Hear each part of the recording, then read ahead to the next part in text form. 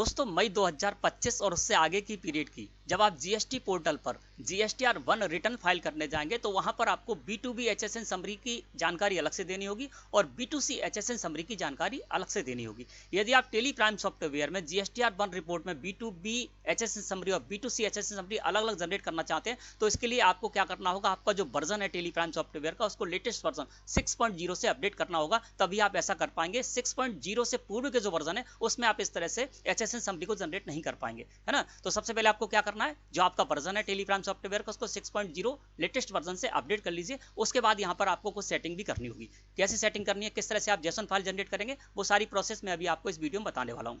तो यहाँ पर मैं क्या करता हूँ, गेटवे ऑफ टेली मुख्य मेन्यू, यहाँ से जीएसटीआर 1 रिपोर्ट में जाता हूँ। तो डिस्प्ले मोर रिपोर्ट्स को मैंने सेलेक्ट किया, स्टेटरी रिपोर्ट्स को सेलेक्ट करके एंटर प्रेस किया, जीएसटी रिपोर्ट्स को सेलेक्ट करके एंटर प्रेस किया, जीएसटीआर 1 को सेलेक्ट करके एंटर प्रेस किया और यहाँ पर एंटर प्रेस कर दिया। तो जो आपका डेटा होगा वो यहाँ पर क्या होगा दोस्तों, जो आप सेटिंग करेंगे उस हिसाब से यहाँ पर अपडेट होगा। तो मेरा डेटा यहाँ पर अपडेट हो रहा है, पहले हम उसको देख लेते हैं।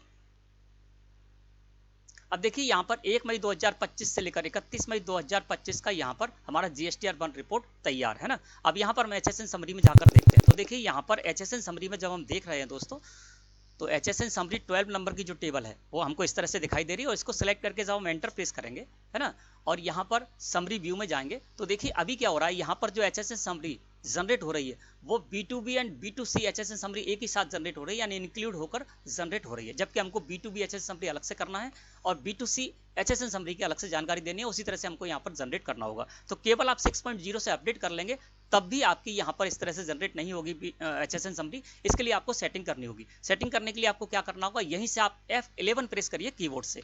जब आप F11 प्रेस करेंगे कीबोर्ड से, आप यहाँ पर आ जाएंगे कंपनी फीचर में, और कंपनी फीचर में आने के बाद आपको टैक्सेशन सेक्शन में आ जाना है। टैक्सेशन सेक्शन में जब दोस्तों आप आएंगे तो यहाँ पर टैक्सेशन में सेकंड ऑप्शन आपको मिलेगा जहां पर लिखा हुआ होगा set alter company GST rate and other details, इसको आपको यस कर देना, ठीक है ना। तो मैंने क्या किया, यहाँ पर टैक्सेशन सेक्शन में set alter company GST rate and other details को यस किया और एंटर प्रेस कर दिया। जब आप ऐसा करेंगे स्क्रीन आपके सामने इस तरह से अपीयर होगी। यहाँ साइड में बटन बार है जहां पर आपको बटन मिलेगा दोस्तों जिस पर लिखा हुआ होगा मोर डिटेल्स। तो आपको क्या करना है, मोर डिटेल्स लिखे हुए बटन पर कर देना है क्लिक। जैसे आप मोर डिटेल्स लिखे हुए बटन पर क्लिक करेंगे स्क्रीन आपके सामने इस तरह से अपीयर होगी और यहाँ पर आपको क्या करना है, शो मोर को सिलेक्ट करना है और एंटर प्रेस कर देना है। जैसे आप शो मोर को सिलेक्ट करके एंटर प्रेस करेंगे सबसे नीचे आपको ऑप्शन दिखाई देगा जहां पर लिखा हुआ होगा separate B2B and B2C HSN summary applicable from 1 अप्रैल 2026, है ना। तो यहां पर आपको 1 मई 2025 करना होगा, तभी आपकी ये जनरेट होगी, ठीक है ना। तो इसको सिलेक्ट करके एंटर प्रेस कर दीजिए। जैसे आप ऐसा करेंगे आपके सामने स्क्रीन इस तरह से अपीयर हो जाएगी। यहाँ पर separate B2B and B2C HSN summary applicable from date करना है। तो यहाँ पर आप मंथली फाइलर है तो 1 मई 2025 कर दीजिए, लेकिन क्वार्टरली फाइलर है तो आप 1 अप्रैल 2025 इस जगह पर कीजिए, है ना। तो मैं मंथली फाइलर हूँ तो यहाँ पर कर देता हूँ 1 मई 2025, ठीक है ना, 1/5/2025, ठीक है ना। आपको समझना होगा कि यदि आप क्वार्टरली फाइलर हैं तो 3 महीने अप्रैल मई जून की एक साथ जनरेट करेंगे और उसको अपलोड करने जाएंगे तो आप यहाँ पर 1 अप्रैल 2025 कीजिए। मंथली फाइलर है तो आप यहाँ पर 1 अप्रैल 2025 या 1 मई 2025 भी कर सकते हैं, ठीक है ना। तो मैंने यहाँ पर एप्लीकेबल फ्रॉम में 1 मई 2025 किया और कंट्रोल के साथ ए प्रेस करके इसको एक्सेप्ट कर लिया। इस स्क्रीन को भी कंट्रोल के साथ ए प्रेस करके एक्सेप्ट कर लिया। और यहाँ पर जब आप ऐसे सेटिंग करेंगे तो आपकी जो डेटा है वो यहाँ पर अपडेट होगा। तो आप एंटर प्रेस कर दीजिए, तो जो भी आपने सेटिंग की है उस सेटिंग से रिलेटेड आपका डेटा यहाँ पर अपडेट होगा और उसके बाद आपकी B2B और B2C HSN समरी अलग अलग जनरेट होकर मिल जाएगी।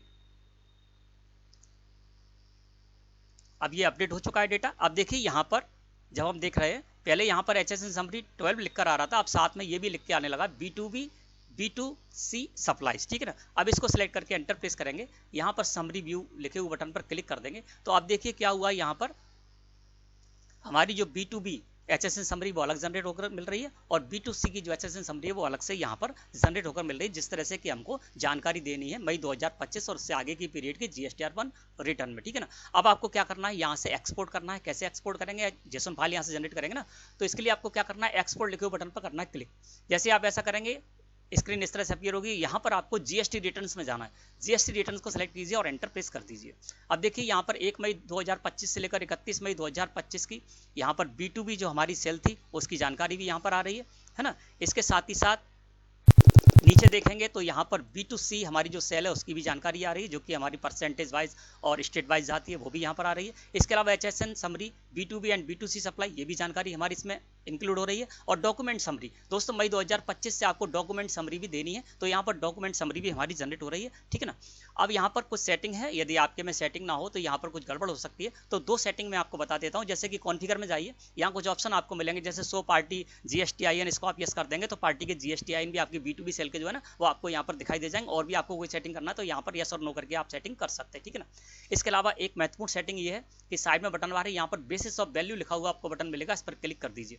इस पर क्लिक करेंगे तो देखिए यहाँ पर बेसिस ऑफ वैल्यूज में आ जाएंगे और यहाँ पर include transaction where no action is required, इसको आपको यस करना है, ठीक है ना। और इसके साथ ही साथ यहाँ पर इंक्लूड HSN समरी को भी आपको यस करके रखना है और इंक्लूड डॉक्यूमेंट समरी को भी आपको यस करके रखना है बेसिस ऑफ वैल्यूज में, ठीक है ना। और यहाँ पर यस और नो करने के लिए आपको यस और नो टाइप नहीं करना, एंटर प्रेस करेंगे तो यस और नो हो जाएगा, ठीक है ना। तो यहाँ पर जो जो ऑप्शन थे वो मैंने यहाँ पर यस कर रखे हैं, इस वजह से इस तरह से हमारी जो GSTR1 रिपोर्ट है वो जनरेट हो रही है। अब यहाँ से हमको क्या करना है, जेसन फाइल जनरेट करना है, तो यहाँ पर आप एक्सपोर्ट ऑफलाइन पर जाइए और यहाँ पर देखिए जेसन फाइल आ जाएगी। एक्सपोर्ट लिखे हुए बटन पर जैसे आप क्लिक कर देंगे जेसन फाइल आपकी जनरेट हो जाएगी और इस जेसन फाइल को लेकर आप GST पोर्टल पर जब आप रिटर्न फाइल करने जाएंगे अपनी, तो वहाँ पर 12 नंबर की टेबल में B2B और B2C HSN समरी अलग अलग उनकी टेबल है, उसमें ऑटोमेटिक जाकर वो फिलअप हो जाएगी और उसके बाद आप बेहद आसानी से अपनी GSTR1 रिटर्न फाइल कर पाएंगे। तो दोस्तों मैं समझता हूँ आज का जो टॉपिक था वो आपको अच्छे समझ में आ गया होगा। वीडियो अच्छी लगी तो लाइक करें, धन्यवाद।